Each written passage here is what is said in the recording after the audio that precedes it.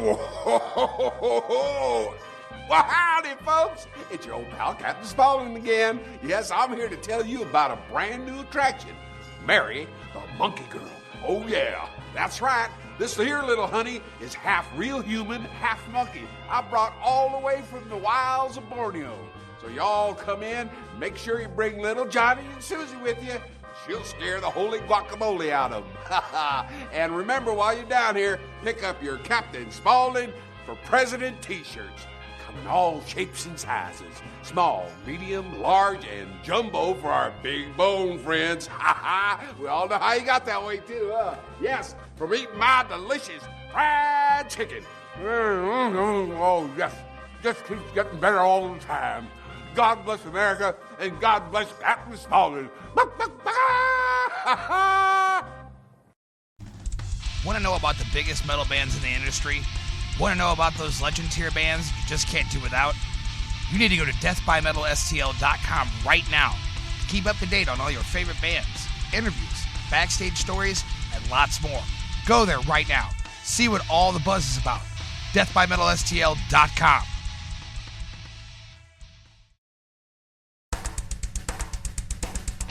You're listening to the Pit Midwest Metal Radio. Make sure to catch our shows every Wednesday from 1 o'clock till 5 p.m. and every Monday night from 5 p.m. till 10 p.m. for Monday Night Metal. Tune in every week on our Facebook page for our live links and live broadcasts at www.facebook.com/The Pit Midwest Metal Radio. Thanks for listening and stay metal, guys. Hey guys, what is up, man? We actually played through everything we had tonight. We're actually done quite a bit early. I'm sorry about that, but your man here is super tired, and I've been up for 30-something hours now. So, I need some sleep. I hope you guys enjoyed Monday Night Metal. It's always a great time every fucking Monday. Always full albums and EPs every fucking Monday. Non-stop. No interruptions, very little commercials. I'm telling you, we're where it's at. Look, if you ain't got shit going on Monday, you need to be tuned in every Monday to The Pit for Monday Night Metal. You also need to tune in to Lunch Show of Death on Wednesdays from 1 to 5 p.m. Central Standard Time as well. Hit up our sponsors, Death by Metal STL at deathbymetalstl.com. Also hit up another business that we sponsor called FooBar. It's a local venue here in St. Louis, and you can check out FooBar at foobarstl.com and go give them a holler, go give them a shout, and tell them the Pit sent you. As well as Zeitgeist Records. Shout out to Zeitgeist Records Company, the network, all of our Pit staff, all of our team, all the people that helped share tonight. Thank you, Jason Brown. Thank you, Katie Hardwick. Thank you, Andrea. Thank you, everybody who, especially all the new people. Thank you guys so much for all the hard work you're doing. You guys are doing a great job. Man, we're going to get out of here early today. I'm sorry, we're just getting out of here early today. But we will be back on Wednesday at 1 p.m. Central Standard Time. Don't miss me then. That's when anything goes. I hope you enjoyed the albums that were played tonight. We played a lot of really good stuff, and I hope you liked it. So, we will see you on Wednesday for the Lunch Show of Death. Absolutely. And until then, my brothers and sisters, stay fucking metal, and I will see you then. In the meantime, I'm going to end out with our outro. It's called Escape Before It's Too Late. It's kind of a mashup between a couple of tracks. And, man, it's something real special to me, so I hope you guys enjoy it. I will see you guys on Wednesday. This is your boy Jack. I'm out. And stay metal, guys.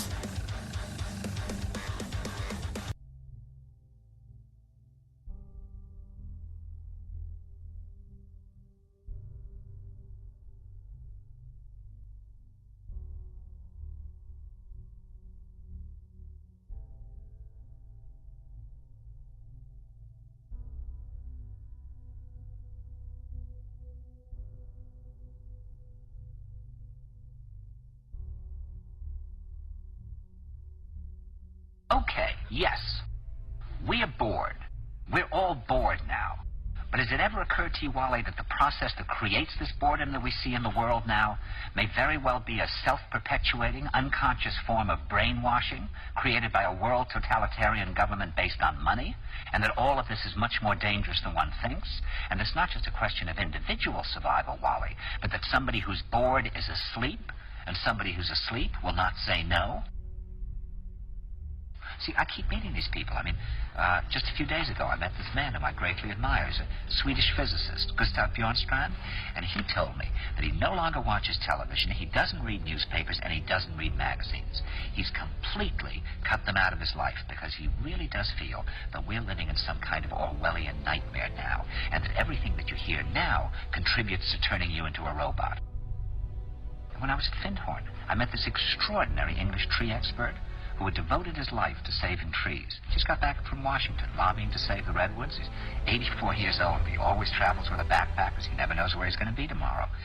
And when I met him at Findhorn, he said to me, "Where are you from?" And I said, "New York." He said, "New York, yes, that's a very interesting place. Do you know a lot of New Yorkers who keep talking about the fact that they want to leave but never do?" And I said, "Oh, yes." And he said, "Why do you think they don't leave?"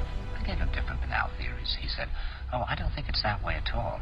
He said, "I think that New York is the new model for the new concentration camp, where the camp has been built by the inmates themselves, and the inmates are the guards, and they have this pride in this thing they built. They built their own prison, and so they exist in a state of schizophrenia, where they are both guards and prisoners, and as a result, they no longer have, having been lobotomized, the capacity to leave the prison they've made, or to even see it as a prison."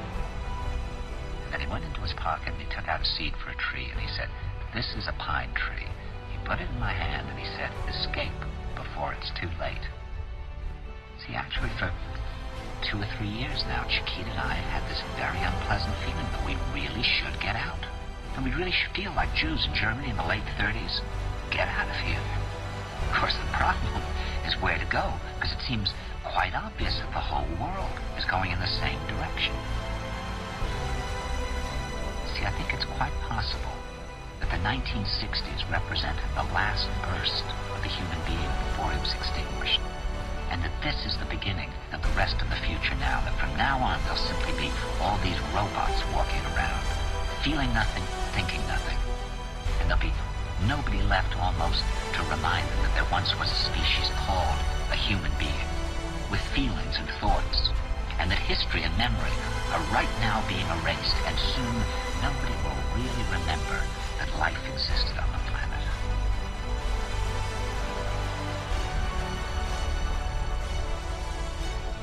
We are bored. We're all bored now. Escape before it's too late.